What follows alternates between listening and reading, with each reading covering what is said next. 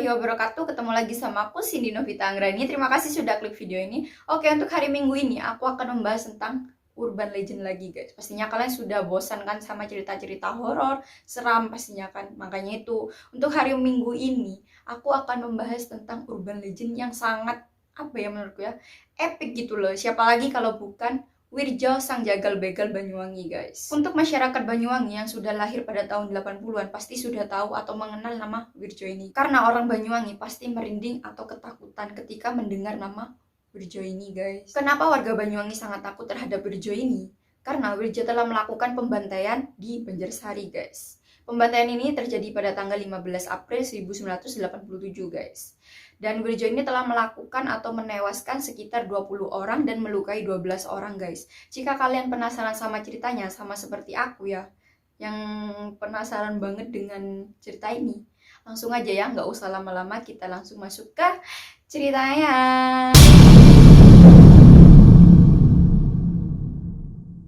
Saya minta maaf ya guys, karena saya belum menemukan informasi atau latar belakang dari Wirjo saat kecil, guys.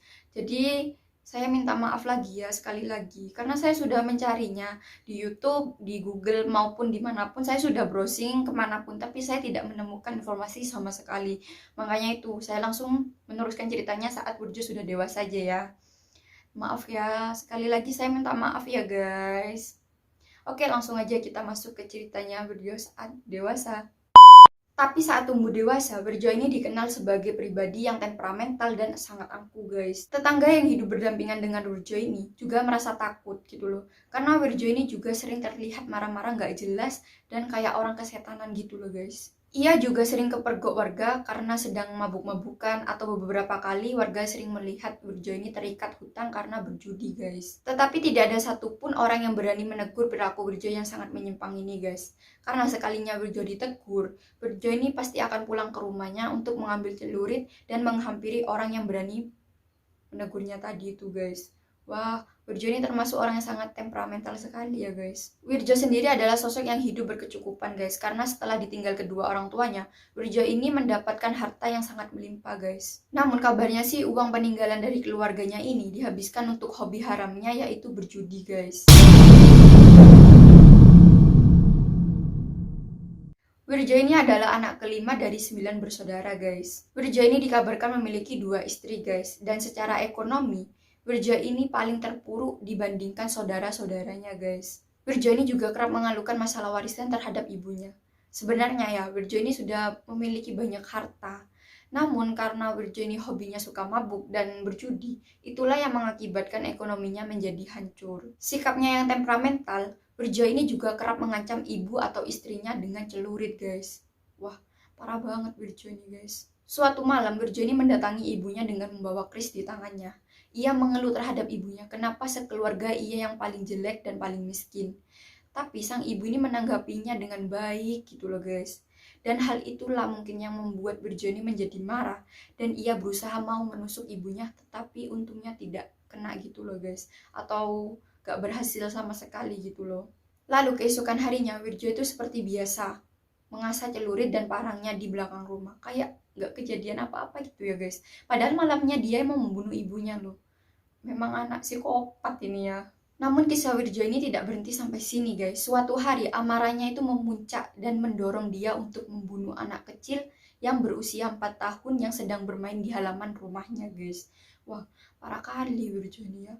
Bukan hanya mau membunuh ibunya, tapi mau membunuh anak-anak juga yang masih balita lagi. Parah kali. Sekali-sekali Wirjo ini mengamati Reni anak angkatnya dan Ambia temannya.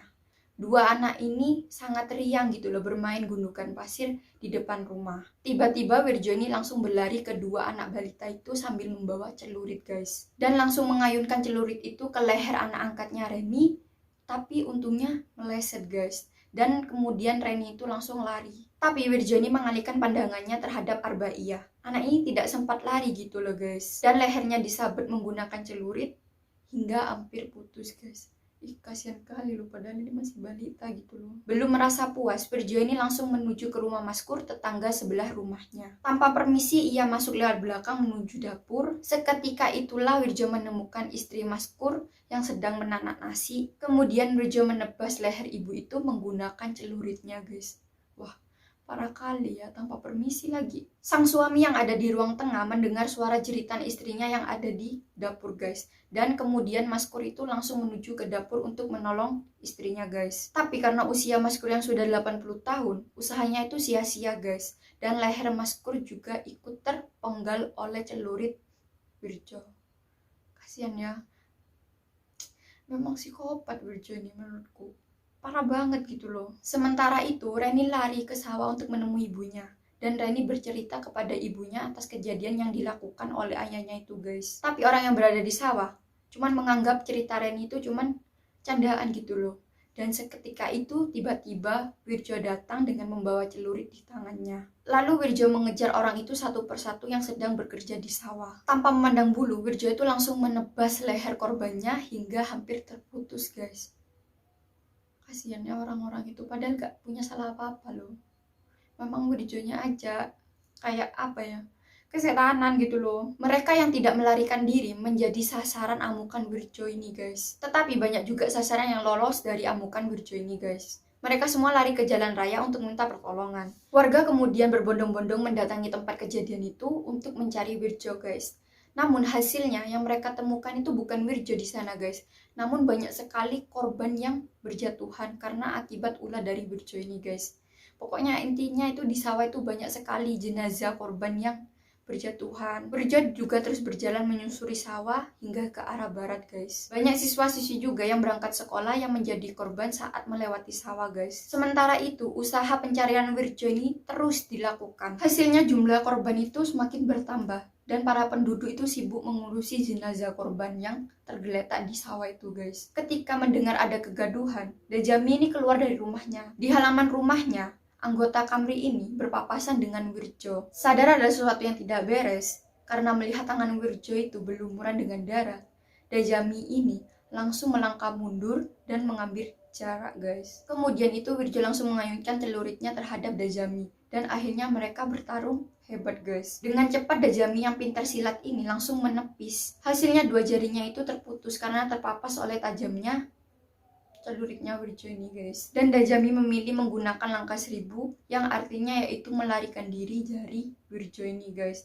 Karena Wirjo ini menurutku psikopat banget ya kan. Wirjo melakukan pembantaian keji ini terhadap 30 orang lebih guys. Korban Wirjo diantaranya yaitu adalah petani, siswa SMP, anggota Kamra, dan orang-orang yang ditemui di jalan gitu loh guys. Konon katanya situasi di Banyuwangi saat itu sangat genting karena banyak sekali korban yang lehernya itu hampir putus gitu loh. Karena ulah Wirjo ini. Hampir setiap sudut jalan itu banyak korbannya guys. Akhirnya masyarakat Banyuwangi ini tercekam rasa ketakutan karena Wirjo ini belum ditemukan sama sekali guys. Merasa terancam, banyak sekali warga Banyuwangi yang melaporkan kejadian ini atau perbuatan Wirjo ini ke kepolisian guys. Akhirnya bala bantuan dari kepolisian itu datang. Tim gabungan aparat keamanan yang bersenjata lengkap bergerak dengan membawa obor ikut bersama penduduk yang bersenjata seadanya. Kepolisian dan warga terus melacak posisi Wirjo ini guys. Namun keesokan harinya, Wirjo ini ditemukan telah tewas guys atau menjadi mayat sekitar 3 km sebelah barat rumahnya. Wirjo diduga bunuh diri menggunakan ikat pinggang yang terjerat di lehernya dan dikaitkan di akar tumbuhan di tebing. Apa sih namanya tuh, radar kalau orang sana bilangnya. Pada satu sisi mereka itu merasa lega karena Wirjo ini telah tiadakan. Namun mereka juga merasa geram karena Wirjo ini juga menghindari hukuman yang sah dan menghindari hukuman dengan bunuh diri. Karena kejadian ini selama 3 hari berturut-turut, sekolah diliburkan, kantor-kantor ditutup. Anak-anak dan perempuan dihimbau untuk tidak keluar dari rumah guys. Kisah Wirjo ini berbeda-beda di setiap daerah di Banyuwangi guys. Beberapa orang mengatakan jika Wirjo ini kesetanan ketika meminum darah anak kecil yang pertama ia bunuh itu loh. Siapa sih? Arbaiyah ya? Iya Arbaiyah namanya guys. Aku lupaan polanya guys anaknya. Namun tidak sedikit pula orang yang menangkal mitos itu. Menurut warga Banyuwangi, Wirjo ini tidak meminum darah manusia atau darah anak kecil gitu loh guys. Melainkan darah sapi. Tapi dari mana ya? Memang ada gitu. Apa sih? Wirjo membunuh sapi? Kan perasaan enggak ya? Wirjo ini kan yang ada membunuh anak kecil kan memang kan, yang bernama Arbaiyah itu kan.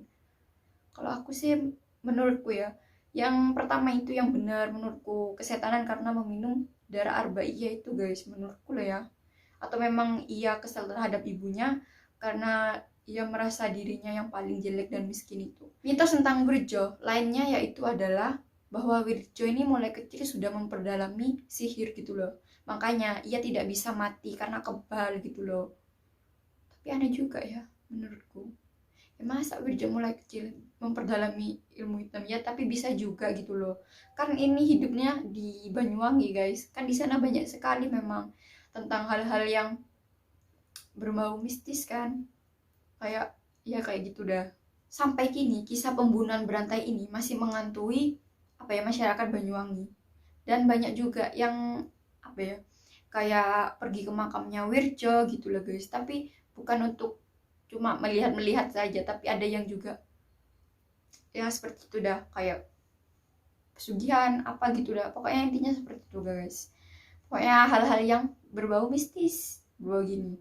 Namun saat kejadian 34 tahun ini, kalau kalian mau mau datang ke Banyuwangi, melihat tempat gantung dirinya Wirjo tuh masih ada guys sampai saat ini. Dan orang di sana itu juga takut gitu loh kalau ke sana. Jarang ada orang ke sana. Menjelang maghrib pun pasti tidak ada orang yang mau ke sana guys. Mungkin orang di sana itu juga males ya, ngapain mau ke sana? Kan itu tempat pembunuhan, tempat bunuh diri Wirjo kan. Ngapain harus didatangi malam-malam? Nanti lihat penampakan bingung kan. Kayaknya itu gak usah aneh-aneh lah guys. Yang wajar-wajar aja menurutku gitu loh. Oke, sekian dari aku. Itulah kisah urban legend yang menurut aku sangat epic gitu lah guys. Siapa lagi kalau bukan Wirjo dari kota Banyuwangi. Menurut kalian gimana video ini? Jika kalian suka sama video ini, bisa dong dengan komentar di bawah dan like juga ya guys. Jika ada salah kata dan perbuatan, tolong ya guys dimaafkan, karena kita selama muslim harus saling memaafkan. Jangan lupa untuk like, comment, share, dan pastinya di subscribe juga. Jangan lupa juga nyalakan tombol lonceng di bawah agar kalian tahu kalau aku upload video baru. Oke, sekian dari aku. Ketemu lagi ya minggu depan. Bye bye. See you next time. Dadah, see you guys.